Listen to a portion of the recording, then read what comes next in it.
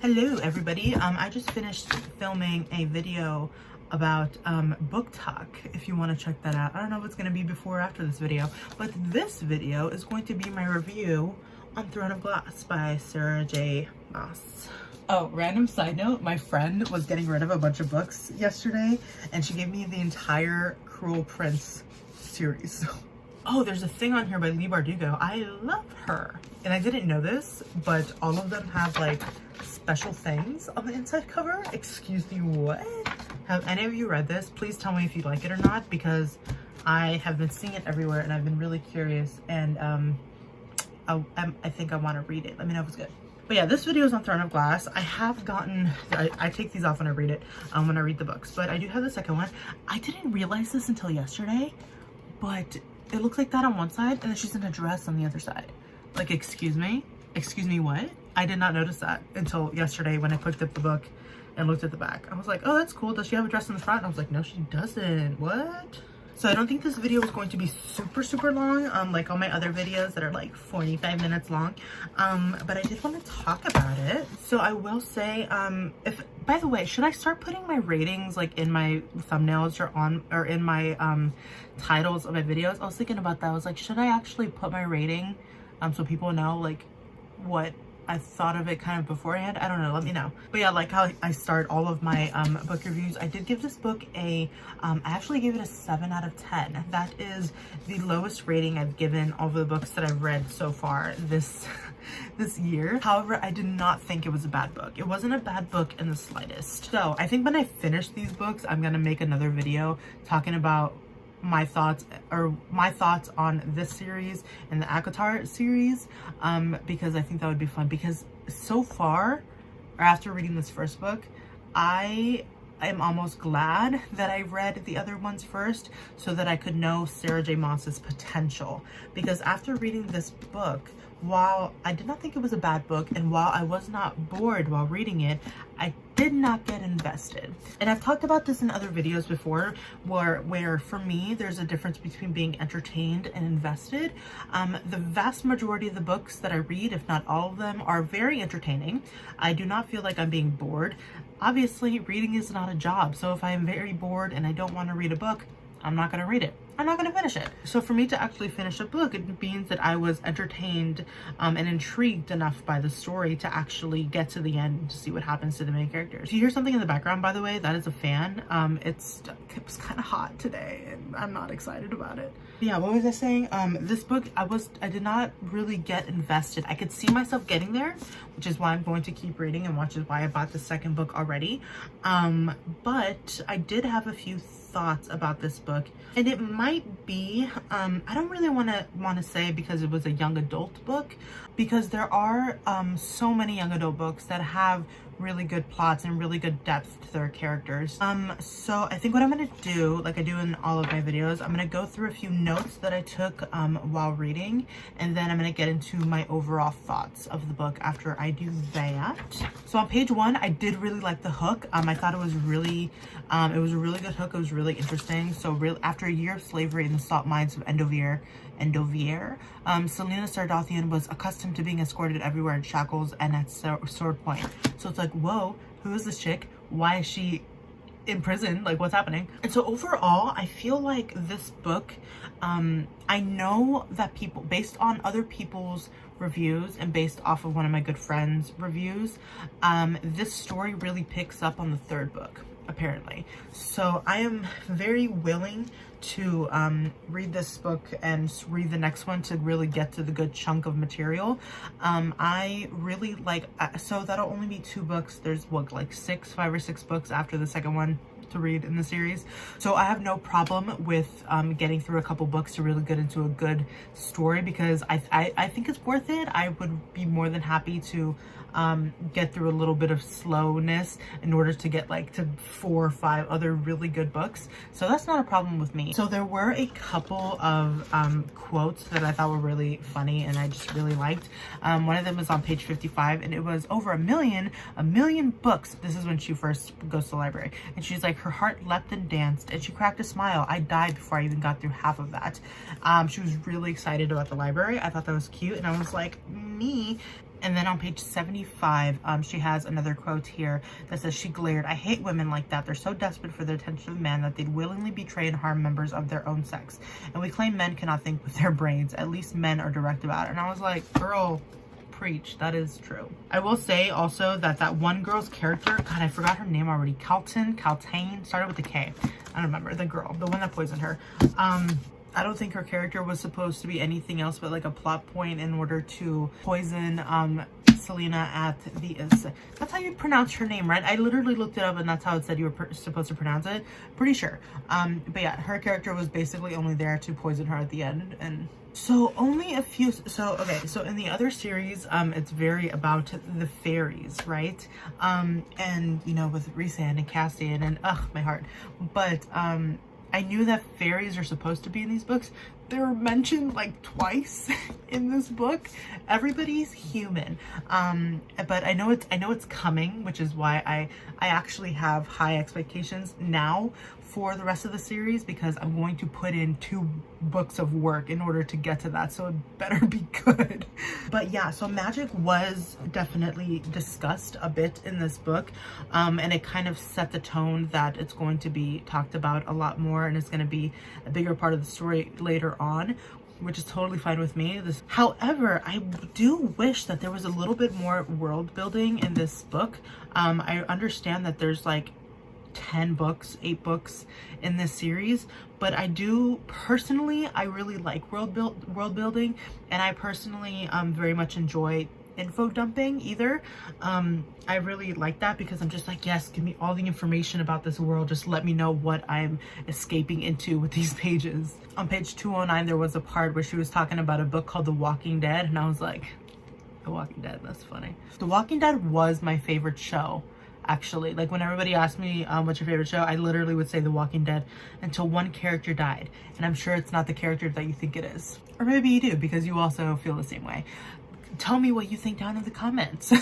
But I did write a note that, see, these book reviews just go all over the place. But I did write a note that, so sometimes the POV actually changes in this book. It's told in 3rd person, Selena being the main character and the main kind of protagonist in telling the story. But sometimes we got Dorian's point of view, sometimes we got Kale's point of view, sometimes we got that one girl's point of view, like 2 or 3 times. I forgot her name already. But the thing is that I wasn't always completely aware when this happened. Sometimes it didn't flow as nicely as I was hoping. So I was reading one character's and I was like, oh, wait a minute, I'm not reading Selena's point of view. And so it was a little bit confusing at some points. In A Court of Silver Flames, in her newest publication, it's very clear when it is Nesta's point of view and when it's Cassian's point of view. But I just felt that it was a little bit, it didn't really quite flow as well in this book. It wasn't distracting, but I just noticed that sometimes I'd read a chapter and I was like, or I'd read a paragraph and I was like, this isn't from so-and-so, and it was Dorian's point of view. And so I was like, oh, well, let me just reread that really quick. Again, nothing really distracting, didn't take away from the story at all for me, but I just thought it was interesting, and I kind of compared it in my head to A Court of Silver Flames when it was like better. On page 257, we get a bit of conversation between Dorian and Selena, and I just really enjoyed their banter. I thought it was really funny. And then we're introduced to that Nehemia character. For one moment, she's really suspicious to Selena, as Selena feels very close to her. And so the whole reason of this book, right, is that she is to participate in these trials, to become, or in these tasks, to become the king's champion. So she goes through each one. She makes a couple of, not really alliances, but just people that don't want to kill her, like that guy Knox, and then Nehemia, who's not part of that test, but she befriends her. And so the last task is when she gets poisoned, and then she's, you know, fighting against Kane, and she absolutely would have defeated him within like 3 minutes if she wasn't, you know, incapacitated. But I thought it was really interesting, and this is one of the parts of the book that was like actually very like whoa for me, was when Kale stabbed Kane in the back because he was going to attack her, and he killed him before he could do that. So I thought that was really interesting, and I think that's going to have more implications for the future, if not with the story, then with Kale's character and his kind of inner turmoil, because I think he said that that was the first person that he's ever killed, because he kind of reiterated to somebody in this book, he's like, I'm just a guard, I'm not a soldier. So he killed someone, and I think that was the first time, and it was for a girl that he liked. And then there was a part at the very end on page 389 where the king, so it's kind of hinted at that the king knows of magic, and if anything, he actually uses it. So he has this ring, and then his right hand man, Harrington, was it? He also has a ring, and I feel like it controlled that girl, right? Like she would get headaches, and it would be because he kind of willed it to be. That's what I took it as. So that happens. Everything is over. Selena won. And then on page 395, because this whole time there's been a little bit of a romance between Dorian and Selena. It hinted at a bit of a love triangle between her, Dorian, and Kale, but Kale never initiated any kind of feelings towards her, and never let Dorian see what he was feeling for her. But so Selena actually tells Dorian, she's like, hey, I know that we like kind of made out the other night, but since I'm the king's champion now, I don't think it's a good idea for us to be together. And so Dorian, he said, as you wish. And I was like, okay, Wesley, for any of you have seen The Princess Bride, whoa, stay still please. But I thought that was funny. That came into my head as soon as I read it. I thought that was a smart move by her, because it probably would have been a tricky situation, especially since he was a prince and like was supposed to be marrying somebody else, not an assassin. But I actually wrote down some of my actual thoughts, so I think I'm just gonna like read off a few of them, so I don't have to like fumble over my words. I liked Selena as a protagonist. I think that her personality and assassin background has a lot of potential. I thought it was funny that she has killed at least like 100 people, I imagine. But she laughs and enjoys sweets and loves clothes, and you wouldn't necessarily pick up on that, the fact that she was an assassin, just by her personality by itself. I wrote, so the two boys that she's mostly around naturally fall in love with her. That part was a little bit predictable and cheesy, I will say, from this book alone. I'm very much looking forward to see how these characters develop in future books, because I'm going to read them. I wrote, so this book was interesting enough that I read 100 pages a day until I finished it. Like I said, I wasn't bored while reading it, it's just that I wasn't like hooked, you know what I mean? I wrote, if anything, I liked Kale the best. I didn't dislike any of the characters at all, but he seemed to be the only serious character. And in fantasy, everything is dramatic and life and death, which is what makes fantasy books so exciting. I know that there's a book about him, the Tower of Dawn book that comes later in the series. No idea what it's about, but I know that he's like the main character in that. So I'm excited to read that, despite I think some people saying that it was kind of like meh. I've read people say that it's boring or that it's not important to the story, and then I've had people say that it was their favorite book and you have to read it before you get to the last one. I think I'm going with the unpopular opinion on that. I really liked his character in this book. We'll see what I think about that in 5 or 6 books when I get to that one, but I did very much enjoy his character because he I liked the seriousness of him. He felt very in charge, or not, I don't want to say in charge, but like important, like he understood the gravity of the situation. Dorian was a crown prince who has never had so much true responsibility. So I think despite the fact that he has a good heart, I think that he hasn't really dealt with anything on the same level as Selena and Kale. I wrote that I liked Dorian. I liked his banter with Selena, but I want him to do something with his power instead of not standing up to his father because he's too afraid to. Like I just said, he hasn't really, I don't think he's ever really experienced a kind of life or death situation. I don't think he hasn't been to war. I remember them saying that. But yeah, so I also liked Nehemiah's character, and I would like to know even more about her. I thought that besides Kale, she was also a very important, serious character. She really cared about her own kingdom and her own and her power to do something to protect her people. And she really gave me Padme vibes, you know, from like Star Wars. She really gave me Padme vibes, and I really liked that about her. I liked that she was so willing to do so much for her own people. She even said that. She's like, I'm willing to do anything for my people. And I think that that is so cool whenever we get a character like that who like truly cares for their people, that they're willing to do whatever it is that they need to do. A character that reminds me like that. These two series are fresh in my head because I just read them, the Akatar and the Shadow and Bones and Six of Crows. So I've been talking about those a lot. But Nikolai in the Shadow and Bone trilogy, I think the second book in his duology just came out. I have a friend who's reading that one right now. He kind of gives me that vibe too, just like willing to do whatever it is that he needed to do for his power, and not only not only because of their position, but because they care about the people that they rule. And so I really liked her.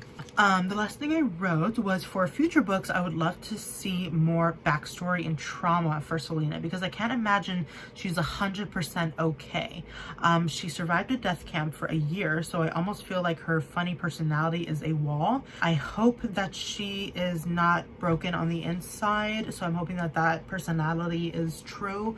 I think Nehemia even gives her like a nickname, like a name for that, like something about the spirit not being broken or something like that. So yeah, this entire book I was just really curious about her, because I'm like, I mean, I know it's a young adult book and we can't get like that dark, I get that, but I thought it was interesting that her personality was so kind of carefree, that a crown prince who has never seen war and a guard who has never killed anybody or like been in war either fell so easily for this carefree kind of girl. Like, they were never afraid of her, and the girl was in a death camp because she was the deadliest assassin. So like, you would think that she would have a harsher exterior, like a harsher personality, which makes me wonder, I'm like, is her personality a kind of guard for herself? Like, is she a little bit too carefree? Is she a little bit too much in that she doesn't take things as serious as she should? So I wonder if that's a mask, or if that's just really her because it's a young adult book. I don't know. Because so she's like the craziest, deadliest assassin in the world, right? I wanted to see her in action. And I understand that the tasks didn't really allow her to really like show her true colors, especially at the end when she was drugged, so we couldn't really see her fight her true potential. And we don't really know too much about her backstory. We don't really know too much about what she has done.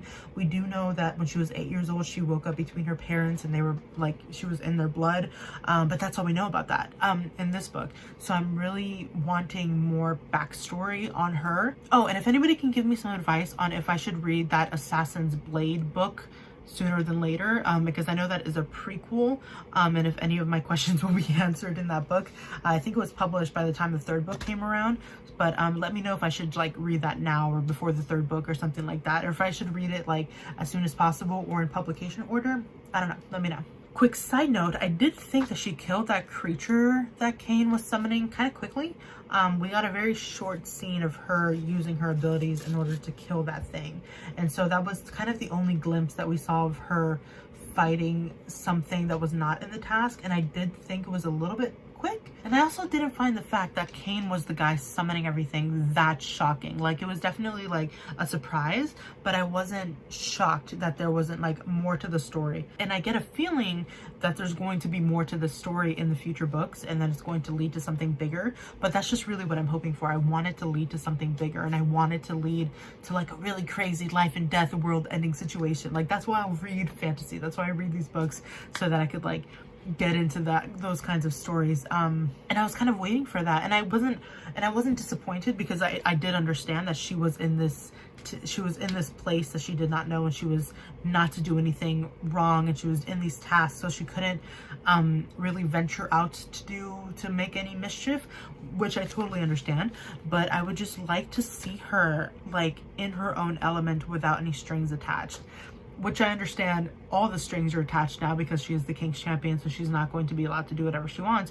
But I kind of want to see her like on a mission, like see what it is that she does outside of the walls of this place. And I really want more magic. I really want more world building in that regard. I think I saw a spoiler, like in the very last book, there's a mention of the characters in ACOTAR, something about like world meshing together.